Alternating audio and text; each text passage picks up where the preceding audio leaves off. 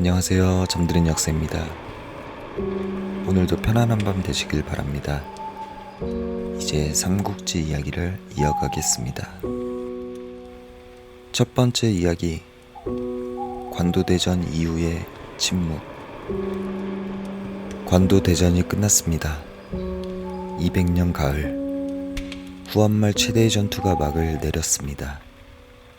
조조는 불과 수만 명의 병력으로 몇 배나 많은 원소의 대군을 물리쳤고 오소에 쌓여있던 군량을 불태우며 전쟁의 흐름을 완전히 뒤집었습니다. 그 순간부터 사람들은 조조를 천하의 영웅으로 이야기하기 시작했습니다. 하지만 조조는 자신이 아직 천하를 얻지 못했다는 사실을 누구보다 잘 알고 있었습니다. 관도에서 승리한 것은 사실이었습니다. 그러나 북방 전체를 손에 넣은 것은 아니었습니다. 원소는 아직 살아 있었습니다. 그는 여전히 기주를 중심으로 광대한 영토를 다스리고 있었고 청주와 병주, 유주에는 여전히 원씨 가문을 따르는 관리와 장수들이 남아 있었습니다.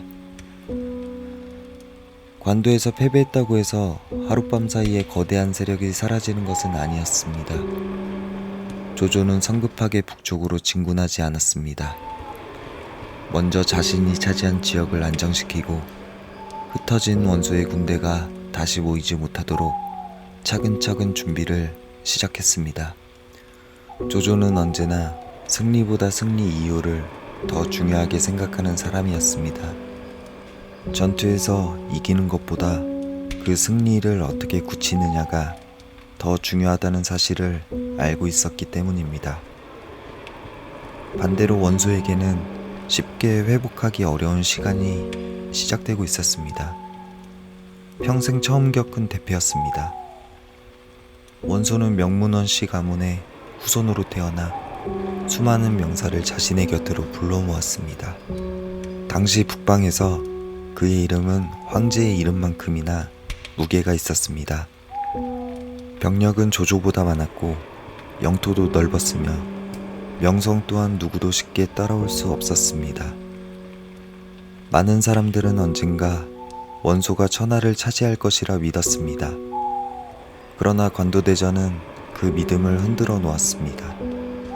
수많은 병사를 잃었고 무엇보다 반드시 이길 것이라는 자신감이 무너졌습니다. 패전 이후의 원소는 다시 군대를 정비하려 했습니다. 흩어진 병사들을 모으고 무너진 성을 복구하며 조조와의 다음 전쟁을 준비하려 했습니다. 하지만 몸은 예전 같지 않았습니다. 정신적인 충격도 쉽게 회복되지 않았습니다. 조금씩 건강이 나빠졌고 정치 또한 예전처럼 안정되지 못했습니다. 그리고 그의 곁에서는 전쟁보다 더 위험한 문제가 조용히 모습을 드러내고 있었습니다. 바로 후계자 문제였습니다. 원소에게는 여러 아들이 있었습니다.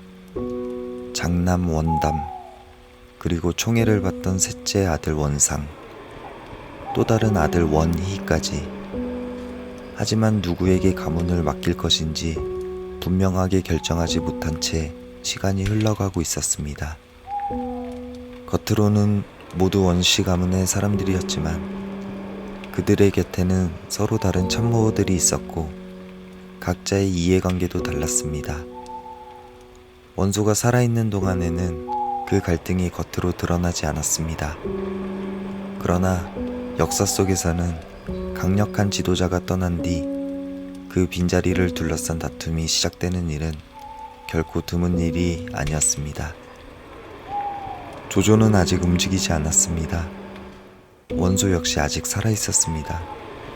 하지만 북방의 운명은 이미 조금씩 다른 방향으로 흘러가기 시작하고 있었습니다. 잠시 후 북방 최대의 세력을 이끌던 한 영웅은 생의 마지막 시간을 맞이하게 됩니다. 그리고 그의 죽음은 조조에게는 가장 큰 기회를, 원씨 가문에는 가장 깊은 균열을 남기게 됩니다. 두 번째 이야기, 거인의 마지막. 관도대전이 끝난 뒤에도 원소는 쉽게 무너지지 않았습니다. 그는 흩어진 병사들을 다시 불러 모았고 무너진 균형을 정비하며 조조와의 다음 전쟁을 준비했습니다. 비록 한 번에 큰 패배를 당했지만 북방에서 가장 넓은 영토를 가진 세력은 여전히 원시 가문이었습니다. 그러나 사람의 마음은 성벽보다 쉽게 무너지고 병사보다 먼저 흔들리는 법입니다. 관도에서의 패배는 원소의 몸과 마음에 깊은 상처를 남겼습니다. 후한서와 삼국지는 그가 패전 이후 깊은 근심에 빠졌다고 전합니다. 예전처럼 정사를 돌보지 못했고 점점 병세도 악화되었습니다. 그리고 마침내 건한 7년 서기 202년 북방을 호령하던 원소는 병으로 세상을 떠났습니다. 향년 57, 한 시대를 대표했던 거인의 마지막은 생각보다 조용했습니다. 그의 죽음은 조조의 칼보다도 더 큰 변화를 북방에 가져왔습니다. 원소가 살아있을 때에는 수많은 장수와 관리들이 한 사람을 중심으로 움직였습니다. 하지만 그 중심이 사라지자 그동안 감춰져 있던 갈등이 하나둘 모습을 드러내기 시작했습니다. 가장 먼저 문제가 된 것은 후계자였습니다. 원소에게는 여러 아들이 있었지만 그 가운데 장남은 원담이었습니다. 당시의 관례대로라면 장남이 가문을 잇는 것이 가장 자연스러운 일이었습니다. 하지만 원소는 셋째 아들 원상을 특별히 아꼈습니다. 원상의 어머니 유씨를 총애했던 것도 큰 이유 가운데 하나였습니다. 결국 원소는 생전에 원상을 후계자로 삼으려는 뜻을 여러 차례 내비쳤고 그를 가까이 두며 중요한 일을 맡겼습니다. 그러나 그 결정은 모든 사람의 동의를 얻지 못했습니다. 원담을 따르던 관리들은 장남을 제쳐두는 것은 옳지 않다고 생각했습니다. 반대로 원상을 지지하는 사람들은 원소의 뜻을 따라야 한다고 주장했습니다. 겉으로는 모두 같은 원시 가문의 사람들이었습니다. 하지만 이미 마음은 둘로 갈라져 있었습니다. 조조는 이 모습을 조용히 지켜보고 있었습니다. 그는 서둘러 군대를 움직이지 않았습니다. 강한 적은 정면에서 상대했지만 스스로 무너지는 적에게는 시간이 가장 좋은 무기라는 사실을 알고 있었기 때문입니다. 원시 가문은 관도대전에서 패했지만 아직 완전히 쓰러진 것은 아니었습니다. 그러나 이제 그들을 흔드는 것은 조조의 군대가 아니라 가문 안에서 시작된 분열이었습니다. 역사를 돌아보면 거대한 나라와 강력한 가문이 무너지는 이유는 언제나 외부의 적 때문만은 아니었습니다. 때로는 하나의 마음을 잃는 순간 그 어떤 성벽도 가문을 지켜주지 못했습니다. 북방은 다시 고요해졌습니다. 하지만 그 고요함 아래에서는 원당과 원상, 형제의 다툼이 천천히 시작되고 있었습니다. 세 번째 이야기, 형제의 전쟁. 원소가 세상을 떠난 뒤 북방은 한동안 조용했습니다. 하지만 그 침묵은 평화가 아니라 폭풍이 오기 전의 고요함이었습니다. 원소의 장래가 끝나기도 전에 가문 안에서는 후계자를 둘러싼 갈등이 점점 커져갔습니다. 장남 원담은 자신이 원시 가문의 정당한 후계자라고 믿었습니다. 오랫동안 장남으로 살아왔고 많은 장수들 역시 그가 가문을 이어야 한다고 생각했습니다. 하지만 실제 권력을 쥔 사람은 원상이었습니다. 원소가 생전에 아꼈던 아들이었고 곽도와 신배를 비롯한 측근들도 원상을 중심으로 움직였습니다. 결국 원상은 기주를 중심으로 가문의 중심 세력을 이어받게 됩니다. 원담은 그 결정에 순순히 따르지 않았습니다. 형제는 겉으로는 예를 갖추었지만 서로를 믿지 않았습니다. 같은 가문의 군대였지만 마음은 이미 두 갈래로 나뉘어 있었습니다. 이 소식은 곧 허도로도 전해졌습니다. 조조는 서둘러 군사를 일으키지 않았습니다. 오히려 북방의 움직임을 차분히 살펴보며 기다렸습니다. 조조는 잘 알고 있었습니다. 원시 가문이 하나로 뭉쳐 있다면 북방을 정복하기 위해서는 또 한 번 큰 전쟁을 치러야 한다는 사실을. 하지만 서로 싸우기 시작한다면 상황은 완전히 달라집니다. 강한 적도 둘로 나뉘는 순간 더 이상 예전의 강한 적이 아니기 때문입니다. 얼마 지나지 않아 원당과 원상의 갈등은 마침내 무력 충돌로 이어졌습니다. 같은 깃발 아래 싸우던 병사들이 이제는 서로를 향해 칼을 들었습니다. 조조는 그 모습을 바라보며 결정적인 순간을 기다렸습니다. 승리는 언제나 가장 먼저 칼을 뽑는 사람에게 돌아가는 것이 아니라 가장 적절한 순간을 기다린 사람에게 돌아가기도 합니다. 북방의 주인은 아직 정해지지 않았습니다. 그러나 원시 가문은 조조와 싸우기도 전에 스스로 힘을 잃어가기 시작했습니다. 네 번째 이야기, 조조, 북쪽으로 향하다. 원시 가문의 분열은 조조가 기다리던 기회였습니다. 형제는 서로를 견제했고 장수들은 어느 편에 설 것인지 고민했습니다. 한때 북방을 하나로 묶었던 원시 가문은 이제 하나의 나라가 아니라 서로 다른 뜻을 가진 여러 세력처럼 변해가고 있었습니다. 조조는 더 이상 기다리지 않았습니다. 건암 8년, 서기 203년, 조조는 군대를 이끌고 다시 북쪽으로 향했습니다. 그의 목표는 단순히 영토를 넓히는 것이 아니었습니다. 북방을 다시 하나의 질서 아래에 두는 것, 그것이 이번 원정의 목적이었습니다. 원담은 이미 원상과의 싸움에서 밀리고 있었습니다. 결국 그는 뜻밖의 선택을 합니다. 평생 적으로 싸웠던 조조에게 도움을 요청한 것입니다. 겉으로만 보면 쉽게 이해하기 어려운 결정입니다. 하지만 당시 원담에게는 동생 원상을 막는 일이 조조를 경계하는 것보다 더 급했습니다. 조조 역시 이 제안을 거절하지 않았습니다. 원담을 돕는다는 명분을 얻으면 북방 깊숙한 곳까지 군대를 움직일 수 있었기 때문입니다. 이것은 단순한 동맹이 아니었습니다. 서로를 믿어서 손을 잡은 것이 아니라 각자의 필요가 잠시 만난 결과였습니다. 조조의 군대가 북쪽으로 진격하자 원상은 업성을 떠나 군사를 이끌고 맞섰습니다. 하지만 이미 예전의 원시 군대는 아니었습니다. 같은 가문이 둘로 나뉜 뒤 병사들의 사기는 크게 떨어져 있었습니다. 장수들 사이에서도 의견은 하나로 모이지 않았습니다.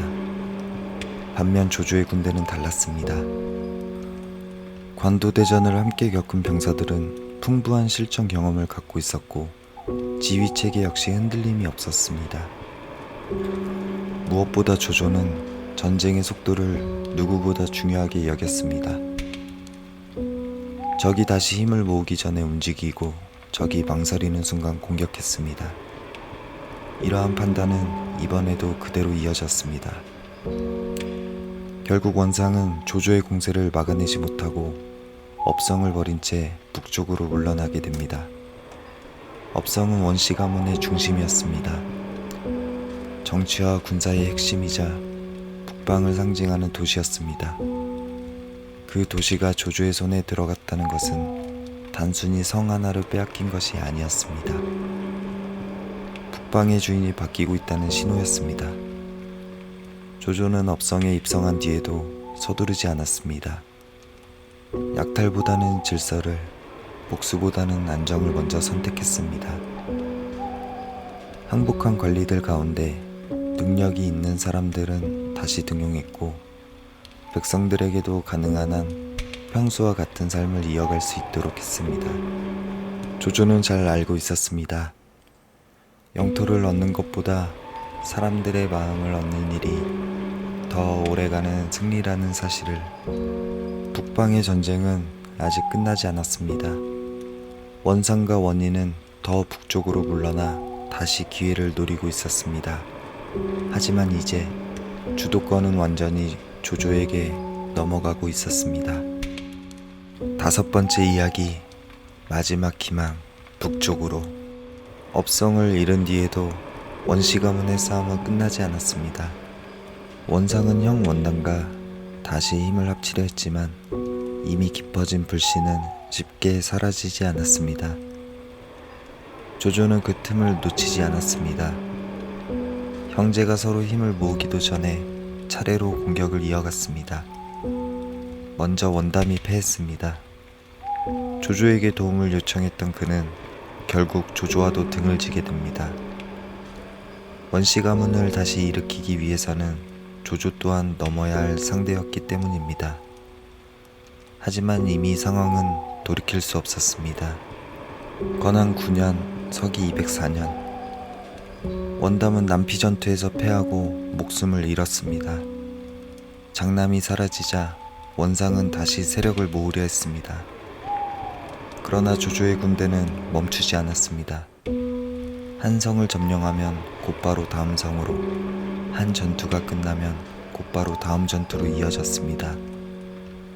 원씨 가문은 병력을 보충할 시간도 질서를 회복할 시간도 얻지 못했습니다. 결국 원상은 동생 원희와 함께 더 북쪽으로 향합니다. 그들이 선택한 곳은 유주의 변경이었습니다. 그리고 그곳에는 오랫동안 북방 초원을 오가며 살아온 오한이라는 세력이 자리 잡고 있었습니다. 오한은 후한과 교류하기도 했고 때로는 국경을 넘어 약탈을 벌이기도 했던 유목민족이었습니다. 원씨 가문은 살아남기 위해 그들의 도움을 기대했습니다. 원상과 원희는 오한의 수장 답돈에게 몸을 의탁했습니다. 답돈은 원수와 오래전부터 관계를 이어왔기 때문에 두 형제를 받아들였습니다. 조조는 이 소식을 듣고도 곧바로 군대를 움직이지 않았습니다. 허둥지둥 국경을 넘는 것은 오히려 위험하다는 사실을 알고 있었기 때문입니다. 먼 길을 떠나는 군대는 전투보다 보급이 더 중요했습니다. 병사들이 굶기 시작하면 아무리 뛰어난 장수도 승리할 수 없습니다. 조조는 다시 한번 기다렸습니다. 길을 살피고 식량을 준비하고 북방의 지형과 적의 움직임을 차분히 조사했습니다. 그의 눈앞에는 도망친 두 형제만 있는 것이 아니었습니다. 그 너머에는 아직 누구도 완전히 정복하지 못했던 북방 초원이 펼쳐져 있었습니다. 그리고 머지않아 조조는 자신의 생애에서도 가장 멀고 가장 험한 원정을 시작하게 됩니다. 그 원정은 원씨 가문의 마지막을 알리는 동시에 북방 통일을 완성하는 마지막 전쟁이 됩니다. 여섯 번째 이야기, 북방 통일. 건한 12년 서기 207년 조조는 마침내 군대를 이끌고 북쪽으로 향했습니다. 목표는 분명했습니다. 오한의 수장 답돈을 무너뜨리고 그곳에 몸을 의탁한 원상과 원희를 끝까지 추격하는 것이었습니다. 많은 신하들은 이 원정을 반대했습니다. 북방 초원은 너무 멀었습니다. 보급은 쉽지 않았고 험준한 산길과 낯선 지형은 병사들의 움직임을 어렵게 만들었습니다. 더욱이 허도에서는 유비와 송건 같은 다른 세력이 움직일 가능성도 있었습니다. 하지만 조조는 이번 원정을 미룰 수 없다고 판단했습니다. 원씨 형제가 살아있는 한 북방은 언제든 다시 흔들릴 수 있었기 때문입니다. 조조의 군대는 험한 산길을 따라 북쪽으로 나아갔습니다. 때로는 길이 끊겨 있었고 식량을 운반하는 일조차 쉽지 않았습니다. 그러나 조조는 예상하지 못한 길을 선택했습니다. 적이 방심하고 있을 것이라 판단한 산길을 이용해 빠른 속도로 오한의 근거지 가까이 접근한 것입니다. 답돈은 조조가 이렇게 빨리 도착할 것이라고 예상하지 못했습니다. 급히 군사를 모았지만 준비할 시간은 충분하지 않았습니다. 두 군대는 백랑산 부근에서 맞붙었습니다. 전투는 오래 이어지지 않았습니다. 조조의 군대는 순식간에 오원군의 진영을 무너뜨렸고 답도는 전투 중 목숨을 잃었습니다. 오랫동안 북방을 지배하던 오한 세력은 이 전투를 계기로 급격히 힘을 잃게 됩니다. 원상과 원인은 다시 도망쳤습니다. 이번에는 더 북쪽 요동으로 향했습니다. 그곳에는 공송강이 자리하고 있었습니다. 조조는 더 이상 깊이 추격하지 않았습니다. 오랜 원정으로 병사들은 지쳐 있었고 요동까지 진군하는 것은 얻는 것보다 잃는 것이 더 많을 수 있다고 판단했습니다. 그 판단은 옳았습니다. 얼마 지나지 않아 공송강은 스스로 원상과 원희의 목을 베어 조조에게 보냈습니다. 그들을 받아들이는 것이 오히려 자신의 안전을 위협할 것이라고 생각했던 것입니다. 이로써 원소가 남긴 세력은 완전히 역사 속으로 사라졌습니다. 관도대전에서 시작된 싸움은 7년이라는 긴 시간을 거쳐 드디어 끝을 맺었습니다. 조조는 기주와 청주, 병주와 유주를 모두 장악하며 북중국의 실질적인 지배자가 되었습니다. 하지만 그는 황제의 자리에 오르지 않았습니다. 헌제를 계속 받들며 승상의 자리에서 나라를 다스렸습니다. 그 선택이 진심이었는지는 오늘날에도 다양한 해석이 이어지고 있습니다. 그러나 한 가지는 분명합니다. 북방을 통일한 이후 조조는 더 이상 북쪽을 걱정하지 않아도 되었습니다. 관도대전은 조조에게 가장 큰 승리를 안겨준 전투였습니다. 하지만 그 승리만으로 북방이 그의 것이 된 것은 아니었습니다. 패배한 적을 끝까지 추격하고 흩어진 세력을 하나씩 정리하며 마침내 오한 원정까지 마쳤을 때 비로소 북방은 하나의 질서 아래 놓이게 되었습니다. 조조가 북방을 통일하기까지는 관도대전 이후에도 7년이라는 시간이 더 필요했습니다. 그리고 그 7년은 단 한 번의 전투보다 더 치열한 선택과 인내의 시간이었습니다. 이제 조조의 시선은 장강 너머 남쪽으로 향합니다. 그곳에서는 유비와 송건이 새로운 시대를 준비하고 있었습니다. 북방의 긴 전쟁이 끝난 자리에서 삼국의 운명을 바꾸게 될 또 하나의 거대한 이야기가 조용히 시작되고 있었습니다.